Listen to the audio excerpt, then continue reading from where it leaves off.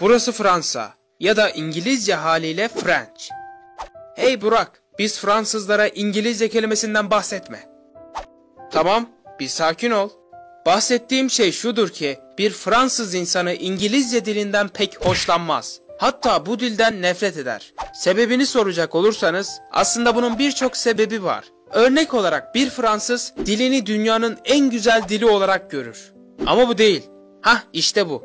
Hatta Fransa ülkesi kendi konuştukları Fransızcayı tüm dünyaya yaymak için bir çaba halindedir. Ve görünen şu ki bizim Türkçemize bile merci, pardon, monsieur ve madame gibi Fransızca kelimeleri sokmayı başarmışlardır. Şu an günümüzde dünyada İngilizce küresel bir dildir. Ancak bu durumun böyle olması Fransa'yı rahatsız etmektedir. Fransa hakkında bilmeniz gereken en önemli şeylerden biri topraklarının iki bölüme ayrılmasıdır. İlki ana kara topraklar ki burada nüfusun %95'i yaşar. İkincisi ise deniz aşırı topraklar. Bu binlerce kilometre uzaklıktaki topraklara sahip olan Fransa'nın toplam 13 tane deniz aşırı toprağı vardır. Fakat hepsi özerk devlet statüsündedir. Yani resmi olarak Fransa'ya bağlı. Fakat kendi kararlarını kendileri verebilirler. Örneğin herhangi bir özerk Fransız adası istediği takdirde kendisini Fransa'dan çıkarıp Türkiye'ye bağlayabilir. Buna yetkisi vardır. Avrupa'daki Büyük Fransa'nın toplam 8 farklı komşusu vardır. Ülkenin kuzeybatı kesimleri Atlantik Okyanusu ile çevriliyken güneydoğusu ise Akdeniz ile çevrilidir. Dünyada Fransa'nın sınırlarının şekli bir altıgene benzetilmektedir. Ama bana göre daha çok bir çaydanlık gibi. Peki sizce neye benziyor? Konumuza dönersek Fransa'nın toplam nüfusu 67 milyon civarındadır. Bir vatandaşının aylık aldığı asgari ücreti ise 1700 dolardır. Bu ücret ile de Fransa en fazla asgari ücrete sahip 7 Avrupa ülkesinden biridir. Yani Fransa'da eğer bir ay çalışırsanız en az 1700 dolar kazanırsınız. Ayrıca bunu Türkiye ile kıyaslarsak yanında ne kadar düşük kaldığını görebilirsiniz. Fransa Avrupa Birliği'ndeki en büyük ülkedir.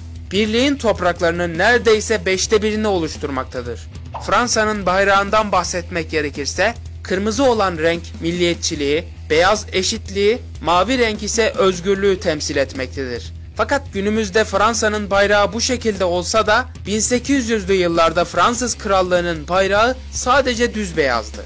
Ülkenin 2019 yılındaki toplam yurt içi hasılası 2,6 trilyon dolardır.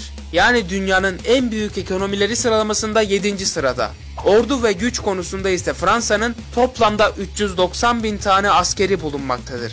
Savaş uçağı sayısı 1280, 410 tank, 120 savaş gemisi ve 300'de nükleer bombası bulunmaktadır. Fransa ülkesinin günümüzde 13 tane ayrı bölgesi vardır. Başkenti olan Paris ise Le de French bölgesinde yer almaktadır.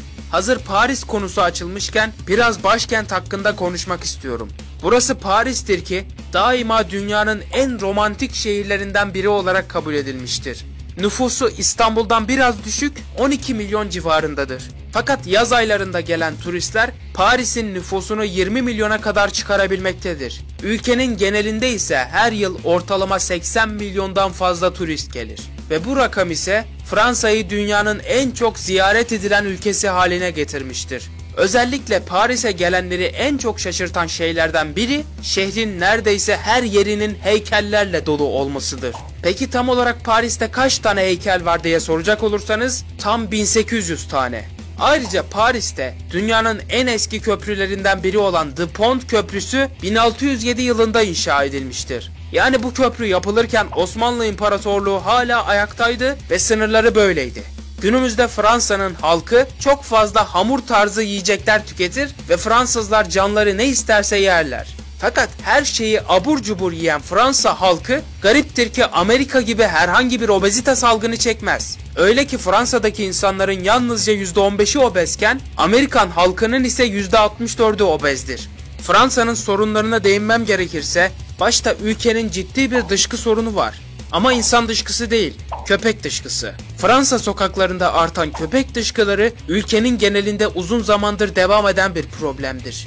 Ayrıca Fransızlar dünyanın en kibirli insanları olarak kabul ediliyor ve kendi dillerinden başka dil konuşmama eğilimleri vardır. Bunun yanında her ülkenin enteresan adetleri olduğu gibi Fransızların da yabancı insanlar için tuhaf görünecek adetleri vardır. Fransızlar yabancılara karşı resmi konuşurlar. Örneğin bir Türk yeni tanıştığı bir Fransıza selam, merhaba gibi ifadeleri kullanırsa bu Fransız tarafından gereksiz bir samimiyet olarak algılanır ve ardından ise o Türk'e karşı soğuk davranır. Fakat iyi günler efendim şeklinde resmi bir dille konuşursanız bu hoşuna gider. Fransızlar dünyadaki insanlar arasında en fazla uyuyan millettir. Ortalama olarak günde 8,8 saat uyurlar. Dünya hayatında bir çocuk dünyaya getirip ona bakmak tamamen sizin sorumluluğunuzdadır. Ancak Fransa'da çocuğunu başarıyla büyüten ebeveynlere hükümet tarafından Fransız ailesi madalyası verilmektedir. Bunun yanında birçok insanın aşk yüzünden öldüğü bilinen bir gerçektir. Ve tabii ki bu Fransa'da daha fazla. Yapılan araştırmalar Fransa'nın en fazla depresyonda olan insan sayısına sahip olduğunu ortaya koydu. Bu nedenle Fransa dünyanın en depresif ülkesi olarak kabul edilir. Fransızlar her yıl yaklaşık 500 milyon salyangoz tüketmektedir. Ayrıca Fransa'da at ve tavşan yemek oldukça yaygındır. Fransa elektrikli arabalar konusunda oldukça popülerdir ve diğer tüm Avrupa ülkelerine oranla elektrikli otomobil satışlarında lider konumundadır. Fransa'da 1700'den fazla bisiklet istasyonu vardır. Bu istasyonların herhangi birinden günlük olarak 1 euro karşılığında bisiklet kiralayabilir ve teslim ederken başka bir istasyona da bisikleti geri verebilirsiniz. Fransa'da polis memurlarının veya araçlarının resimlerini çekmek yasaktır. Özgürlük anıtı Fransa tarafından Amerika Birleşik Devletleri'ne bir armağan olarak verilmiştir. Afrika kıtasında Fransızca konuşan insan sayısı Fransa'nın kendisinden bile fazladır. Fransa, tarımsal alanda dünyanın en büyük üreticisidir. Ayrıca sadece Fransa'nın başkenti Paris'te yaklaşık 500 binden fazla ağaç vardır. Eyfel Kulesi'ni 1889 yılında yapan ve adını koyan kişi mühendis Gustave Eiffel'dir. Kulenin yapımı 34 milyon dolara mal oldu ve paranın büyük bir bölümü Fransa hükümeti tarafından karşılandı. Günümüzde Eyfel Kulesi 7 yılda bir boyanmakta ve buna tam 5 ton boya harcanmaktadır. Fransa, her insanın mutlaka görmeyi düşündüğü, kalitesini ve gelişmişliğini öğrenmek istediği popüler bir ülkedir. Fakat diğer ülkelere kıyasla Fransa'nın yaşam pahalılığı açısından oldukça yüksek olduğu da bir gerçektir. Fransa'ya ne zaman gidilir diye soracak olursanız, Fransa'nın Akdeniz kıyıları yaz turizmi için idealdir. Ülke genelinde yıl boyu yağış alan Fransa'yı ziyaret etmek için en uygun dönemler Haziran ve Temmuz aylarıdır. Fakat bunun yanında Fransa, Avrupa'da en fazla grevlerin yaşandığı bir ülkedir. Bunun yanında da Fransa, Avrupa'nın en tehlikeli şehirlerine sahiptir. Fransa'da yasal olarak ölü bir kişiyle evlenmenize yasal olarak izin verilir. Bu gerçekten korkunç. 2012'ye kadar tamı tamına 214 yıl boyunca Paris'te kadınların pantolon giymesi yasaktı. Fransa bir yandan tarihsel olarak, diğer yandan da bilimde dünya liderleri arasındadır. Fransa'da bir domuza Napolyon adını vermek yasaktır. Fransa'da en çok ziyaret edilen müze 10 milyon ziyaretçiyle Paris'te bulunan Louvre Müzesi'dir. Bu müzede genellikle çok sayıda tarihi eserler bulunur.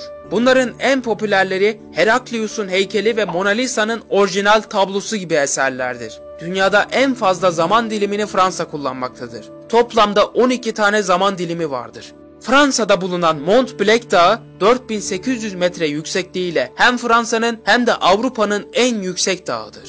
Bunun yanında Fransa birbirinden farklı buluşlar üreten ülkedir. Örneğin Fransız mucit, görme engelliler için dünya çapında kullanılan körler alfabesini icat etmiştir. Ayrıca Fransız asıllı Montgolfier kardeşler, dünyada ilk balonlu uçuşu yapan insanlar olmuştur.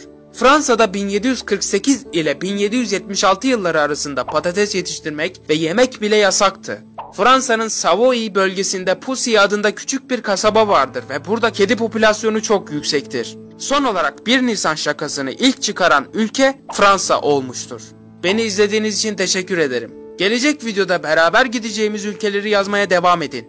Ayrıca Instagram hesabımı da takip edebilirsiniz. Bir sonraki turumuzda görüşmek üzere. Hoşça kalın.